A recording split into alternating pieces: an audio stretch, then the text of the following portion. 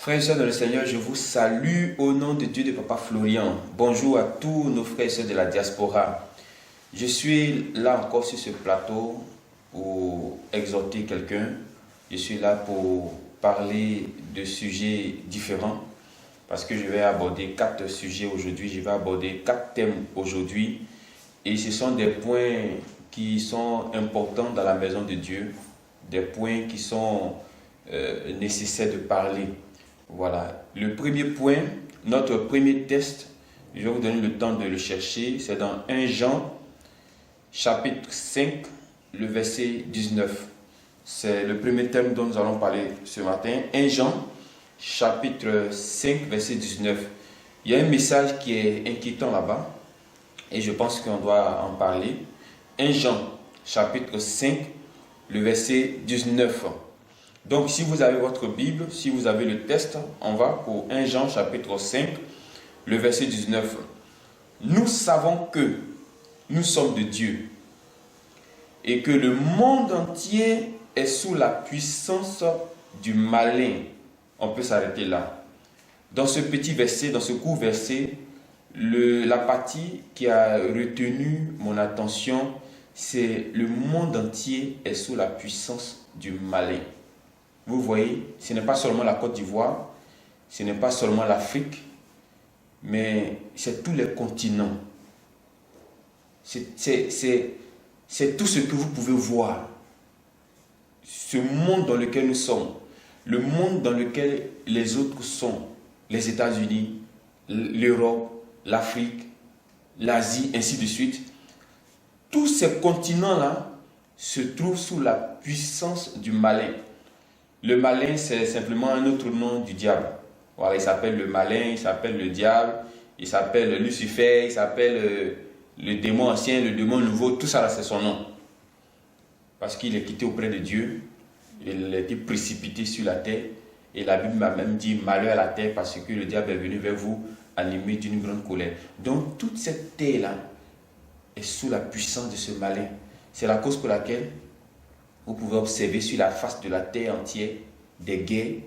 Vous pouvez observer sur la face de la terre entière la famine. Vous pouvez observer vraiment tout ce qui est dépravation sur la terre. Vous pouvez vraiment voir le noir qui tue son frère noir. Tout ça, ce sont des signes, c'est des preuves pour simplement dire que cette terre sur laquelle nous sommes est une terre maudite en quelque sorte, si vous voulez. Cette terre sur laquelle nous sommes est gérée par Satan, est gérée par le diable. C'est la cause pour laquelle il va arriver un moment où Dieu va détruire cette terre-là. Et une nouvelle terre va apparaître.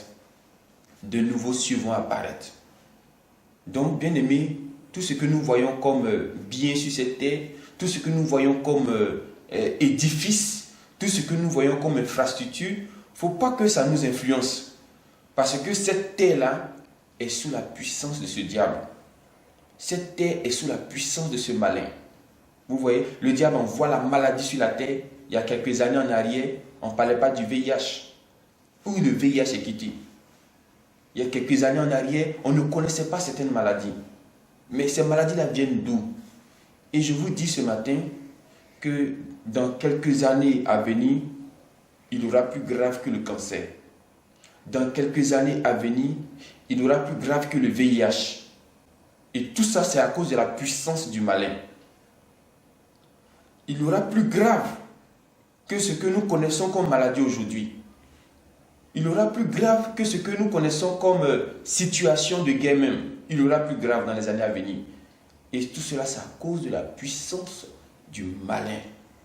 Mais quand on dit tout ça, la question qui va revenir certainement, c'est où est Dieu dans ce que nous voyons comme situation, dans ce que nous voyons comme difficulté, dans la puissance du malin qui règne sur cette terre, puisque nous savons que le ciel et la terre ont été créés par Dieu. Bon, maintenant, où est Dieu dans tout ça?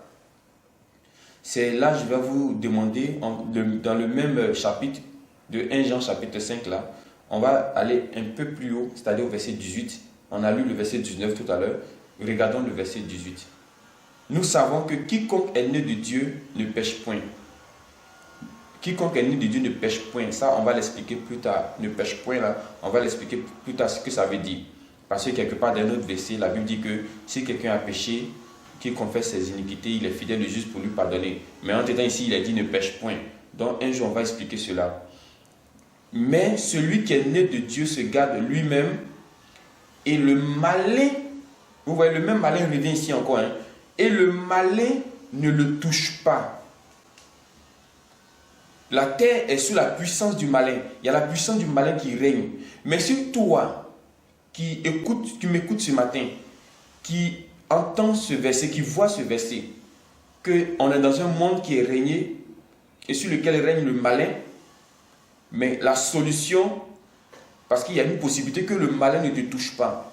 Il y a une possibilité que la puissance du malin ne te touche pas, bien même que tu sois sur la terre.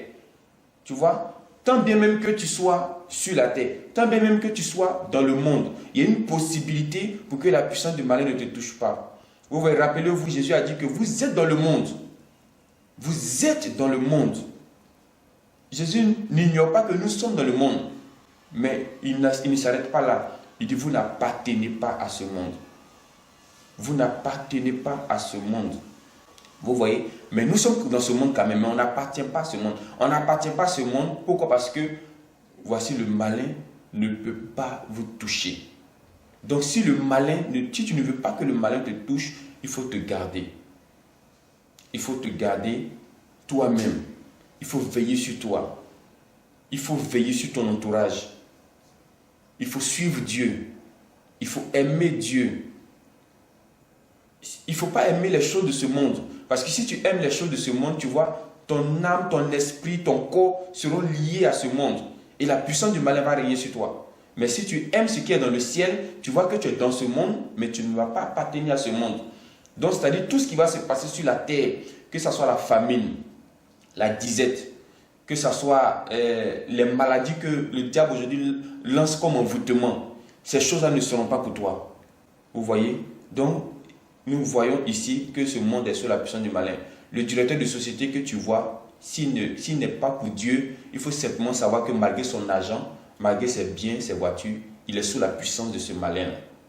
Vous voyez, l'homme que tu vois, la femme que tu vois, aussi jolie soit-il, aussi beau soit-elle, aussi belle soit-elle, j'allais dire, si ces personnes-là ne sont pas pour Dieu, ces personnes sont sous la puissance du malin.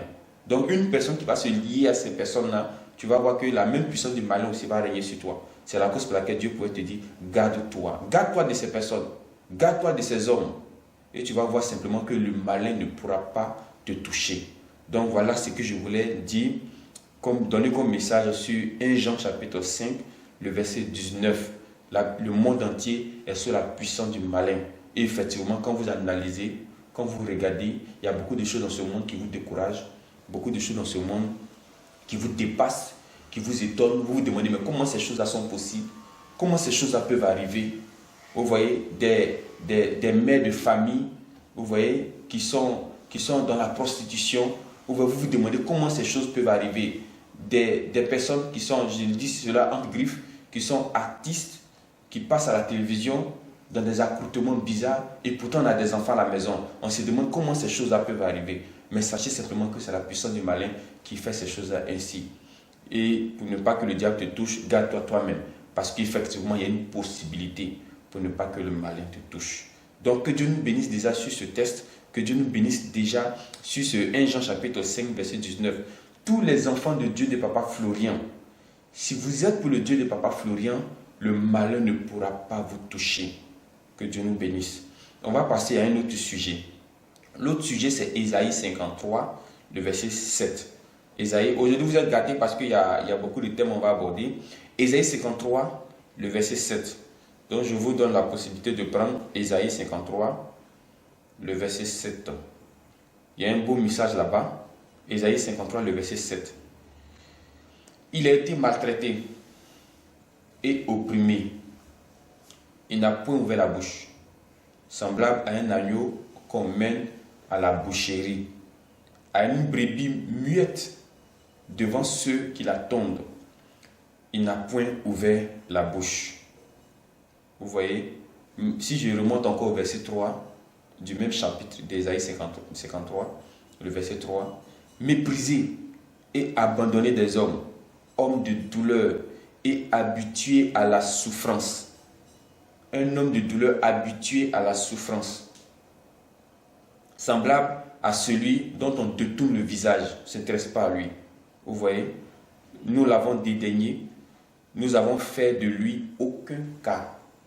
À travers ce passage, je voudrais dire simplement à une personne qui m'écoute, à une personne qui m'entend, que si tu te sens seul aujourd'hui, si tu te sens abandonné, si tu te sens délaissé, si tu te sens mal aimé, si tu te sens méprisé des autres, regarde à Jésus. Parce que le texte que nous venons de lire, Ésaïe 53, verset 3 verset 7, ne parle pas d'une autre personne que de celui que nous adorons aujourd'hui en la personne de Jésus-Christ de Nazareth. Il a été abandonné, il a été méprisé. Vous voyez, ça c'est Ésaïe qui est en train de parler de la vie de Jésus quand il allait venir sur la terre.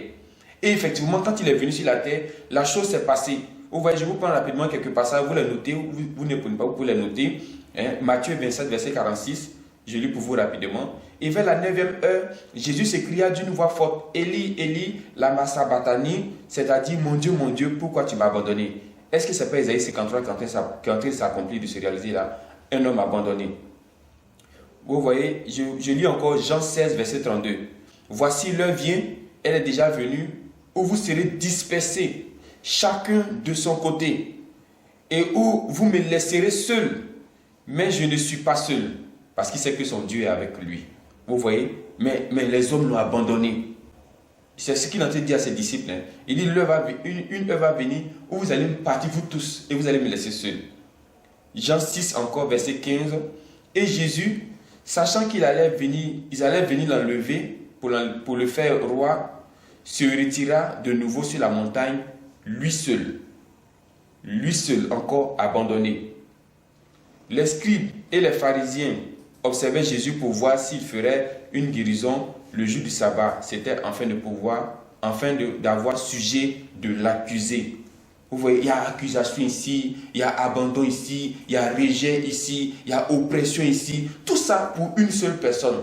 Donc si tu es dans ce cas, mon frère, ma soeur, ta famille t'a abandonné, tes frères t'ont abandonné, tu as tes collègues qui t'ont abandonné parce que tu es malade aujourd'hui, parce que tu n'as plus rien aujourd'hui, ou parce que tu t'es donné à Dieu aujourd'hui. Regarde à Jésus, regarde à Christ. Parce que ce même Jésus qui était abandonné hier, qui était méprisé hier, aujourd'hui la terre entière parle de lui. Aujourd'hui, la Bible dit que tout genou fléchira devant lui. Et toute langue confessera qu'il est Seigneur. Toute langue, vous voyez, quand on dit toute langue, c'est-à-dire toute la terre va confesser qu'il est Seigneur. Quand on dit tout genou là, c'est-à-dire tous ceux qui possèdent un genou, tout ce qui est homme, tout ce qui est femme, va se prosterner devant lui. Alors que c'est quelqu'un qui a été abandonné. Alors que c'est quelqu'un qui a été opprimé. Vous voyez, donc quand tu traverses ces situations, dis-toi qu'il va arriver un temps, il va arriver un moment, il va arriver un jour où tu ne seras plus jamais méprisé. Je te dis la vérité ce matin. Tu es dans une saison peut-être où tu traverses une impasse. Mais je te dis qu'il va arriver un temps où ces choses-là seront derrière toi. Même si on parle mal de toi, même si on t'accuse, je dis il va arriver un temps où les gens n'auront plus de mots contre toi. Tout ce que les gens regardent pour t'accuser aujourd'hui, ça c'est le temps dans lequel nous sommes. Mais il y a un nouveau temps qui va venir. Les gens vont chercher des occasions, ils n'auront pas. Ils vont chercher des opportunités contre toi, ils n'auront pas. Parce que ton Dieu t'aura déjà élevé. Prends ce texte d'Ésaïe 53, verset 7. Toi qui es abandonné, prends ce texte d'Ésaïe 53, verset 7. Ton Jésus est aussi abandonné. Malgré qu'il ait quitté au ciel, il est venu sur la terre. Malgré qu'il est né pur, parce qu'il n'est pas né des rapports sexuels comme nous autres. Il est né pur. Il est né sans défaut. La Bible dit qu'il était saint, irréprochable. Mais malgré ça, il était abandonné, méprisé, opprimé, Ce qui est bien dans tout ça, il n'a pas dit un seul mot. Ce qui est bien dans tout ça, il a fermé la bouche. Ce qui est bien dans tout ça, c'est qu'il n'a pas fait attention à ces choses-là. Parce qu'il savait qu'un temps allait venir où tout genou allait fléchir. Attends ce temps-là, tout genou fléchira aussi. Alors, Dieu nous bénit sur ce texte de Ésaïe 53, verset 7. C'est une bonne exhortation pour toi ce matin. N'oublie pas ces textes que nous donnons. La Bible pouvait dire dans le Proverbe, attache ces enseignements-là à ton cou. Chaque fois quand tu vas aller te mirer, tu vas regarder ton visage, tu vas voir ces enseignements-là. Donc, c'est-à-dire, c'est des trucs, il faut chaque fois s'en souvenir et les graver sur la table de notre cœur. Maintenant, nous partons dans 2 Thessaloniciens 3, verset 10. 2 Thessaloniciens 3, verset 10. Un passage encore merveilleux. Et je crois qu'à travers ce passage, Dieu va faire grâce à une personne qui nous écoute. 2 Thessaloniciens 3, verset 10. Avant de lire ce passage-là, je voudrais dire à ces personnes qui m'écoutent toujours que le temps où la manne tombait du ciel est fini. Oui, parce que au temps de Moïse, là, quand ils avaient faim, il y a la nourriture qui quitte au ciel. Il y a du pain qui quitte au ciel, ça tombe. Viande, ça quitte au ciel, ça tombe. Oui, ils sont là comme ça, puis ça tombe sur eux. Et puis, ils mangent, ils sont rassasiés. Jusqu'à même c'est un gaspille. Vous voyez? Ce temps-là, c'est terminé. C'est terminé. Vous-même regardez. Laissons le temps de Moïse. Prenons notre temps. Il y a des années en arrière, tu pouvais facilement ramasser des billes de 10 000 francs.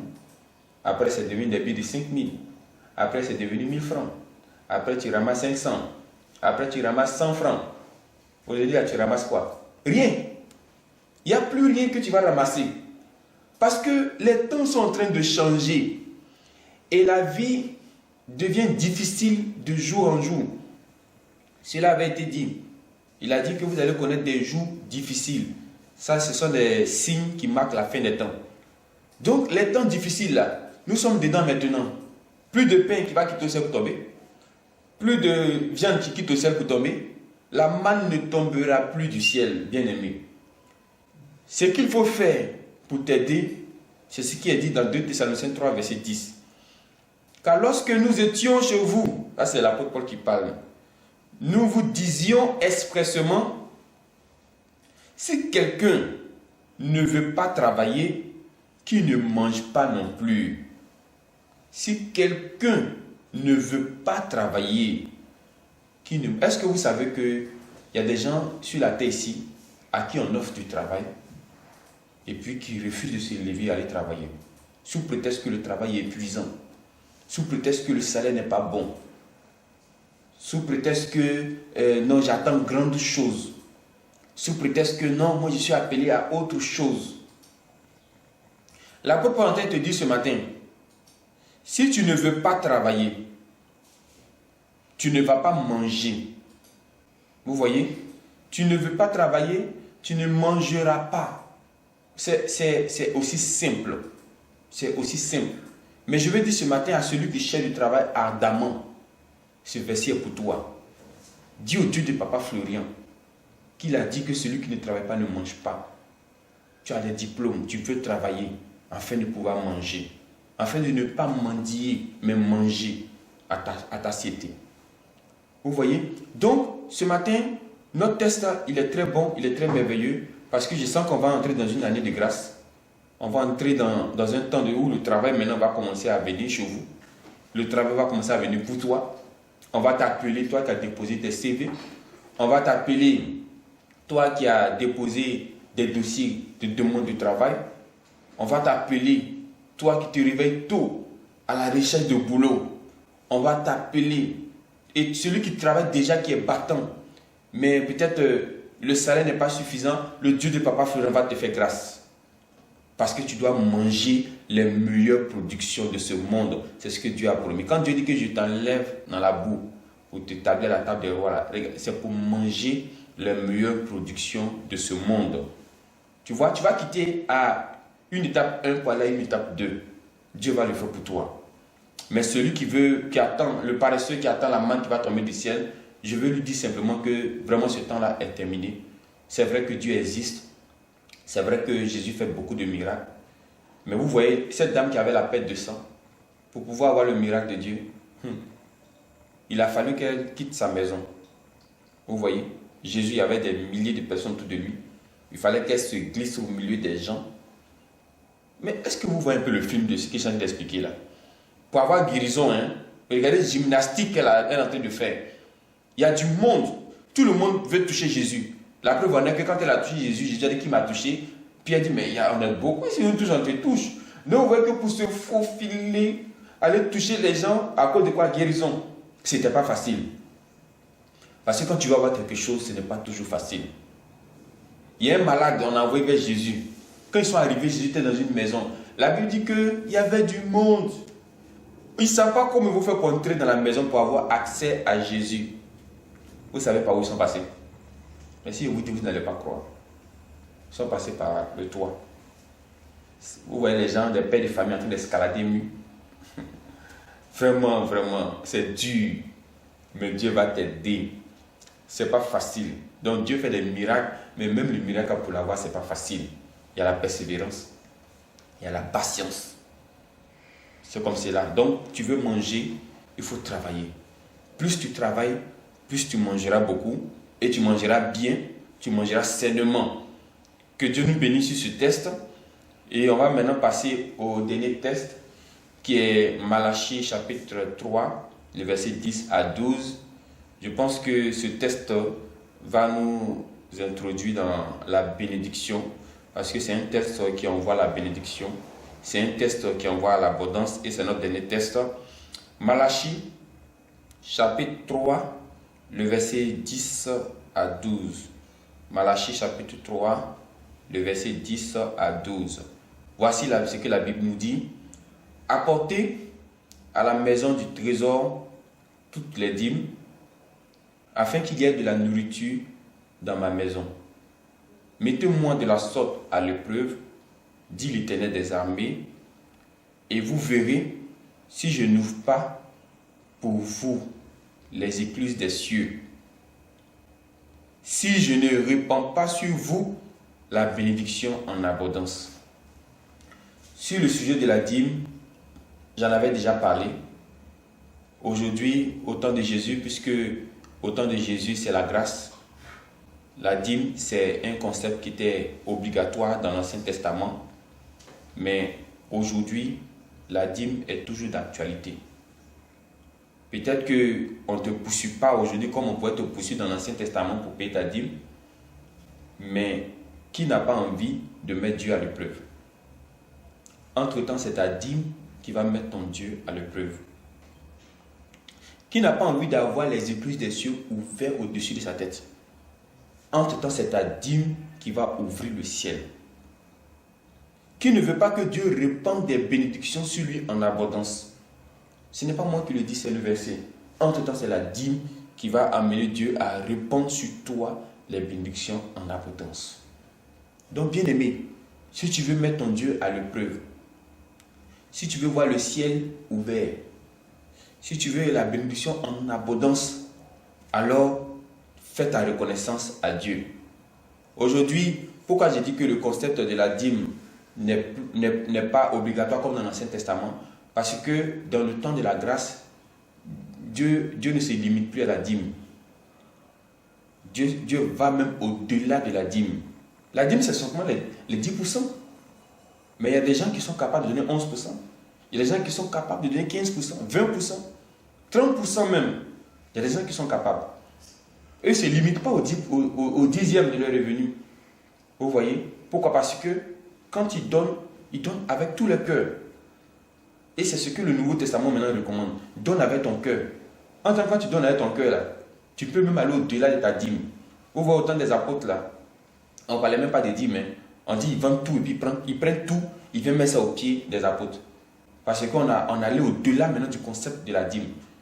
Mais toutefois, quand tu donnes quelque chose à Dieu, je l'ai dit une fois, ça rappelle déjà à Dieu lui-même le sacrifice qu'il a fait quand il a envoyé Jésus sur la terre. Parce que Dieu était la première personne à donner. Dieu a été la première personne à faire le pas. Donc quand vous le faites, automatiquement ça rappelle à Dieu le geste que lui-même il a fait en donnant son fils aussi, Jésus-Christ. Donc quand tu donnes à Dieu, surtout quand tu sèmes dans une terre bénie comme le chemin du ciel, là où il y a les guérisons qui viennent en abondance, là où il y a des témoignages qui viennent en abondance, quand tu donnes, il y a un retour. Quand tu donnes, il y a un résultat. Quand tu donnes, il y a des retombées. Et puis quand tu donnes, à un certain moment, quand tu es face à des difficultés, tu peux t'appuyer sur ces moments où tu as donné à Dieu pour dire au Dieu de Papa Florent, souviens-toi ce jour-là. Je n'avais pas grand chose, mais j'ai enlevé la dîme et j'ai donné. Dieu de Papa Florent, souviens-toi, ce jour-là, je n'avais pas grand chose, mais j'ai fait un geste dans ta maison. Quand ça chauffe là, on rappelle à Dieu. Hein. Si vous ne connaissez pas, demandez à Ézéchias, il va vous dire. Ça a chauffé sur lui une année. Oui, il y a des années comme cela. Des années où tu traverses des difficultés que tu n'as jamais connues dans des années passées. Des années où tu connais des problèmes que tu n'avais pas connus des jours passés. Vous voyez? Mais une fois que tout ça passe là, tout va derrière toi maintenant. Et puis tu avances. Donc Ézéchias était dans une année où il y a une nouvelle qui l'a frappé. Une nouvelle qu'il n'avait jamais connue de toute sa vie. Dieu envoie le prophète Isaïe pour lui dire qu'il va mourir. Après tes bagages, monsieur, on s'en va. On s'en va où? On dit, tu vas mourir. Aujourd'hui, c'est ton jour. Ah, il a tourné son visage contre le mur.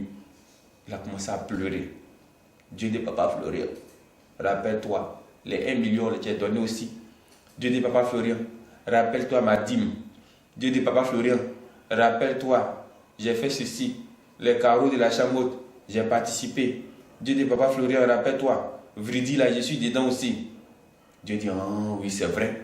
Effectivement, ma fille là, elle a participé pour Vridi. Même si tu n'as pas donné les 1 million, tu as donné 500 000, tu as donné 100 000, tu as participé. Dieu se souvient de ton geste. Bien aimé, que Dieu nous bénisse abondamment. J'ai parlé de plusieurs sujets, j'ai abordé plusieurs thèmes.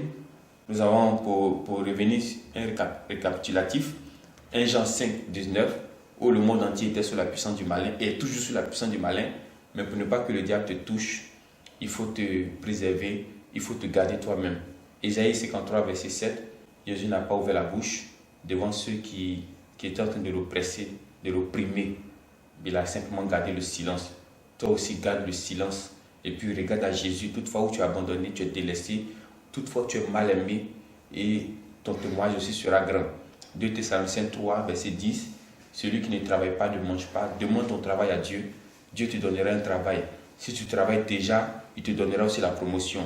Malachie 3, verset 10 à 12, j'ai parlé de la dîme. La dîme ouvre les écluses des cieux. La dîme déverse la bénédiction en abondance sur nous. La dîme met Dieu à l'épreuve. Mais aujourd'hui, on peut aller au-delà du concept de la dîme. On peut vendre un bien et puis l'apporter au pied de Jésus. Ça nous donne encore la bénédiction. Je vous salue. Dieu nous bénisse. Que le Dieu de Papa Florian soit toujours avec nous. Au nom de Jésus.